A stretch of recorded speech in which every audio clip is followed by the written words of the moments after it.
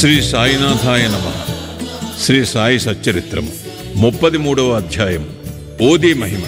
తేలుకాటు, plague జ్వరము నయమగుట, జామ్నేర్ చమత్కారము, నారాయణరావు జబ్బు, బాలభువ సుత, హరిభావ కర్ణికల అనుభవములు.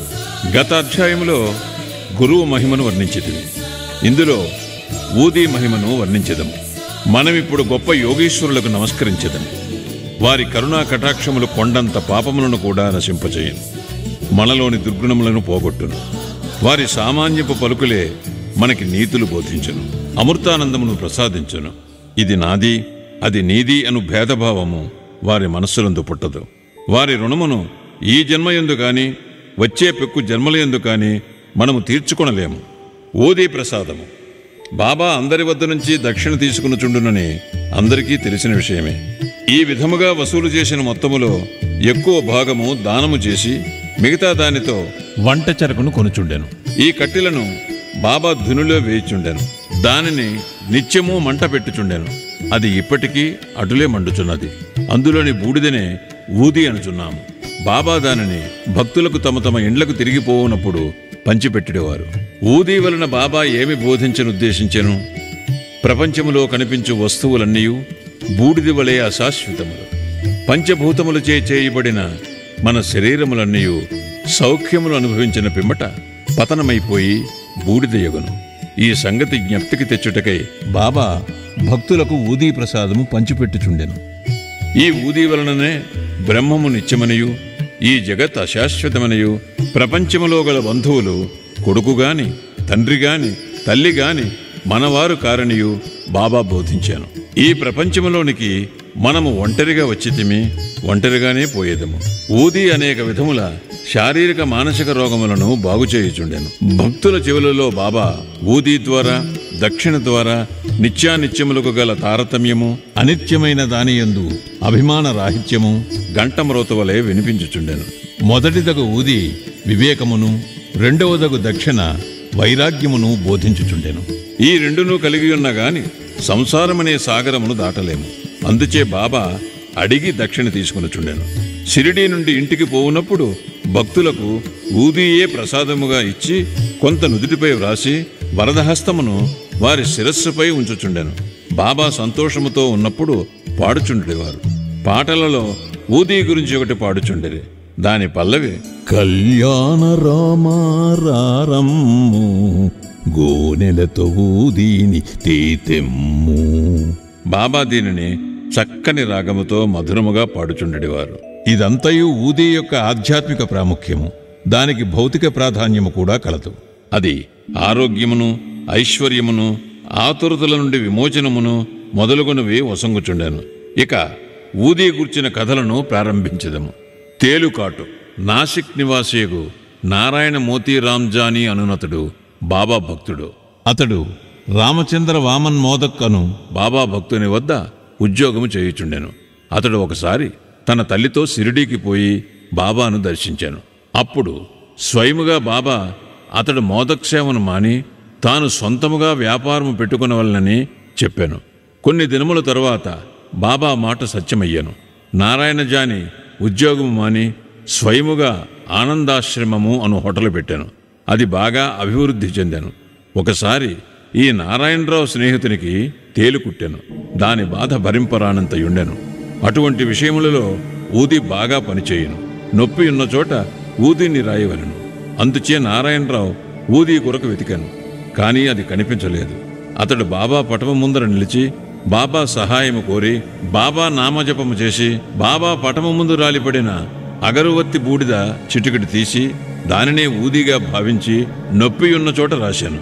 అతడు ఊదీ రాసిన చేయి తీసివేయగానే నొప్పి తగ్గిపోయాను. ఇద్దరూ ఆశ్చర్యానందములలో మునిగిరి. ప్లేగు జబ్బు.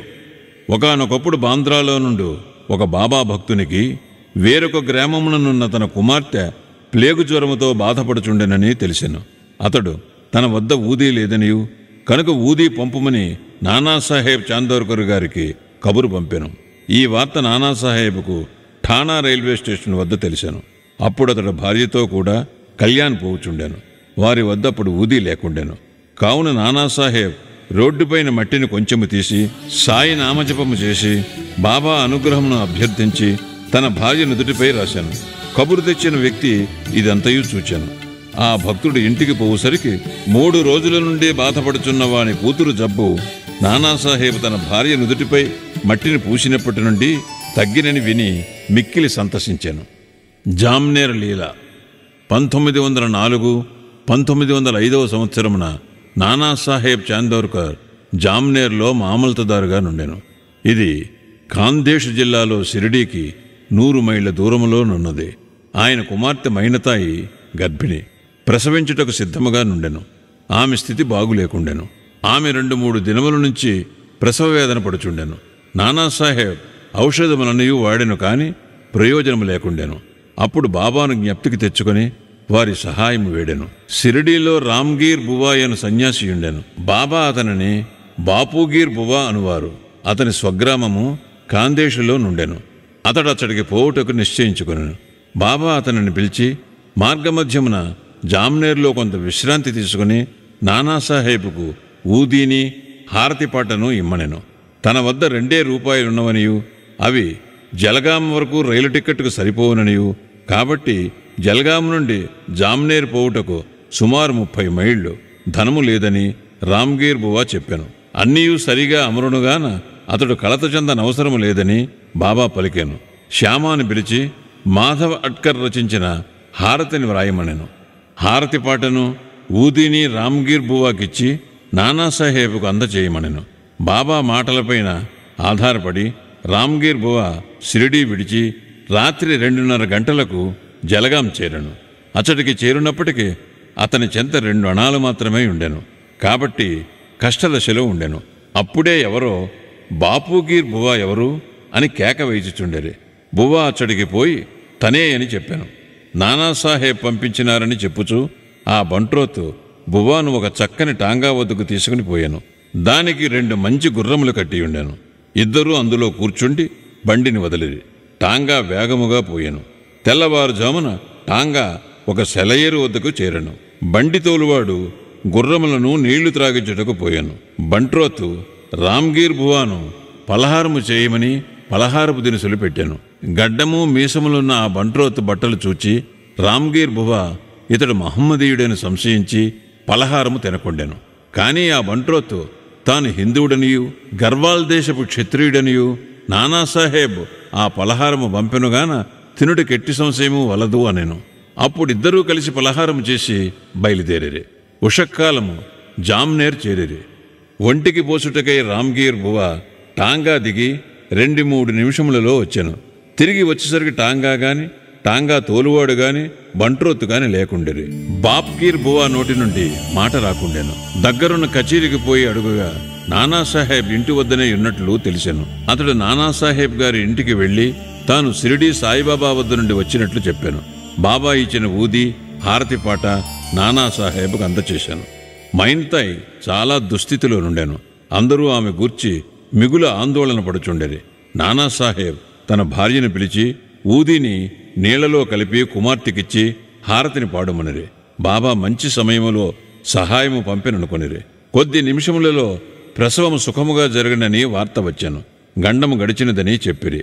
నానాసాహెబ్ గారు టాంగాను నౌకరును పలహారములను పంపినందుకు బాప్గీర్ బువా ఆయనకు కృతజ్ఞత తెలుపుగా అతడు మిక్కిలి ఆశ్చర్యపడెను. షిరిడీ నుంచి ఎవరు వచ్చుచున్నది అతనికి తెలియదు కనుక అతడేమీ పంపి ఉండలేదని చెప్పాను. బీవీ దేవి గారు ఈ విషయమై నానాసాహెబ్ చందోర్కర్ కొడుకు బాపూరావు చందోర్కర్ను రామ్గీర్ బువాను కలుసుకొని విచారించి సాయిలీలా మ్యాగజైన్లో గొప్ప వ్యాసమును ప్రకటించినారు. బీవీ నరసింహస్వామి గారు మైనతాయి బాపూరావు చందోర్కర్ రామ్గీర్ బువాల వాంగ్మూలమును సేకరించి భక్తుల అనుభవములు అను గ్రంథములో 3వ భాగమును ప్రకటించినారు. భక్త నారాయణరావు. భక్త నారాయణరావుకు బాబాను 2 సార్లు దర్శనము చేయి భాగ్యము కలిగెను. బాబా సమాధి చెందిన 3 ఏండ్లకు షిరిడీకి పోవాలననుకొనెను. కానీ పోలేకపోయాను. బాబా సమాధి చెందిన 1 సంవత్సరములో అతడు జబ్బుపడి మిగుల బాధపడుచుండెను. సాధారణ చికిత్సల వలన ప్రయోజనము కలుగలేదు. కావున రాత్రింబవళ్ళు బాబాను ధ్యానించాను. ఒకనాడు స్వప్నములో ఒక దృశ్యమును చూచాను. అందు బాబా అతనిని ఓదార్చి ఇట్లనెను, ఆందోళన పడవద్దు, రేపటి నుంచి బాగగును, వారం రోజులలో నడవగలవు. స్వప్నములో చెప్పిన రీతిగా రోగము వారములో కుదిరెను. ఇచ్చట మనం ఆలోచించవలసిన విషయమిది. శరీరం ఉన్నన్నాళ్ళు బాబా బ్రతికియుండిరా? శరీరము పోయినదిగాన చనిపోయినారా? లేదు, ఎల్లప్పుడూ జీవించియే ఉన్నారు.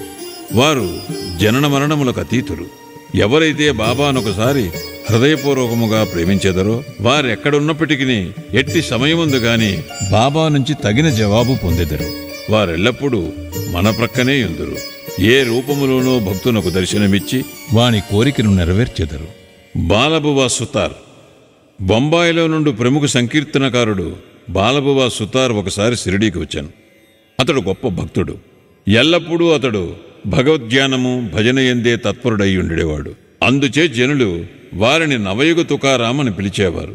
వారు బాబాకు నమస్కరించగా బాబా, నేను ఇతనిని 4 సంవత్సరముల నుండి ఎరుగుదును అనిరి. తాను మొదటిసారిగా ఇప్పుడే షిరిడీకి వచ్చినవాడగుటచే బాలబువ ఇదెట్లు సంభవం అనుకునేను. కాని తీవ్రముగా ఆలోచించగా బొంబాయిలో 4 సంవత్సరముల క్రిందట బాబా ఫోటోకు నమస్కరించినట్లు జ్ఞప్తికి వచ్చాను. అతడు బాబా మాటల ప్రాముఖ్యమును గ్రహించాను. తనలో తానిట్లనుకొనెను, యోగులెంతటి సర్వజ్ఞులు, సర్వాంతర్యాములు, తమ భక్తులందు వారికెంత ప్రేమ. నేను వారి ఫోటోను చూచుట వారిని స్వయముగా చూచిన దానితో సమానమని నాకు బోధించిరి. అప్పాసాహెబ్ కులకర్ణి. 1917వ సంవత్సరమున అప్పాసాహెబ్ కులకర్ణి వంతు వచ్చెను. అతడు ఠానాకు బదిలీ అయ్యాను. బాలాసాహెబ్ బాటే అతనికి బాబా ఫోటో ఇచ్చి ఉండెను. అతడు దానిని జాగ్రత్తగా పూజించుచుండెను. పువ్వులు, చందనము, నైవేద్యము బాబాకు నిత్యము అర్పించుచు బాబాను చూడవలనని మిగులు కాంక్షించుచుండెను. ఈ సందర్భమున బాబా పటమును మనఃపూర్వకముగా చూచినచో బాబాను ప్రత్యక్షముగా చూచిన దానితో సమానమే అని చెప్పవచ్చును. దీనికి నిదర్శనము పైన చెప్పబడిన కథ. కులకర్ణి ఠానాలో నుండగా భివండి పర్యటనకు పోవలసి వచ్చాను. 1 వారం రోజుల లోపల తిరిగి వచ్చుటకు అవకాశం లేకుండాను. అతడు లేనప్పుడు 3వ రోజున ఈ దిగువ ఆశ్చర్యకరమైన సంగతి జరిగాను. మధ్యాహ్నము 12 గంటలకు ఒక ఫకీర్ అప్పా కులకర్ణి ఇంటికి వచ్చాను. వారి ముఖలక్షణములు సాయిబాబా ముఖలక్షణములతో సరిపోయాను. కులకర్ణి గారి భార్యాబిడ్డలు వారు షిరిడీ సాయిబాబా గారా అని అడిగిరి. వారిట్లు నుడివిరి, లేదు, నేను భగవంతుని సేవకుడను. వారి ఆజ్ఞానుసారము మీ యోగక్షేమములను కనుగొనుటకు వచ్చి తిని అట్లనుచు దక్షిణ అడిగాను. ఆమె 1 రూపాయి ఇచ్చాను. వారొక చిన్న పొట్లముతో ఊదీనిచ్చి దానిని పూజలో ఫోటోతో కూడా ఉంచుకొని పూజించుమనిరి. పిమ్మట ఇల్లు విడిచి వెళ్ళిపోయిరి. ఇక చిత్రమైన సాయి లీలను వినుడు. భివండిలో తన గుర్రము జబ్బుపడగా అప్పాసాహేబు తన పర్యటన మానుకొనవలసి వచ్చాను. ఆనాటి సాయంకాలమే అతడు తిరిగి ఇల్లు చేరెను. ఫకీరుగారి రాక భార్య వల్ల వినను. ఫకీరుగారి దర్శనము దొరకనందులకు మిగులు మనోవేదన పొందెను. ఫకీరుకు 1 రూపాయి మాత్రమే దక్షిణగా నిచ్చుటకు ఇష్టపడకుండెను. తానే ఇంటి వద్దనున్నచో 10 రూపాయలకు తక్కువ కాకుండా దక్షిణ ఇచ్చి ఉందును అనెను.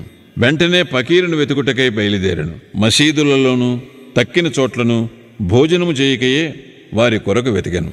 అతని అన్వేషణ నిష్ఫలమయ్యాను. ఇంటికి వచ్చి భోజనము చేశాను. 32వ అధ్యాయములో ఉత్తకడుపుతో భగవంతుని వెతుకురాదని బాబా చెప్పినది చదువరి గమనించవలను. అప్పాసాహేబిచట ఒక నీతిని నేర్చుకున్నాను.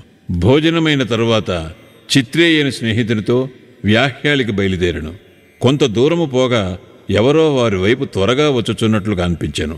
వారి ముఖలక్షణములను బట్టి వారు తన ఇంటికి 12 గంటలకు వచ్చినవారే అని అనుకునేను. వెంటనే ఫకీరు చేయి చాచి దక్షిణ అడిగాను.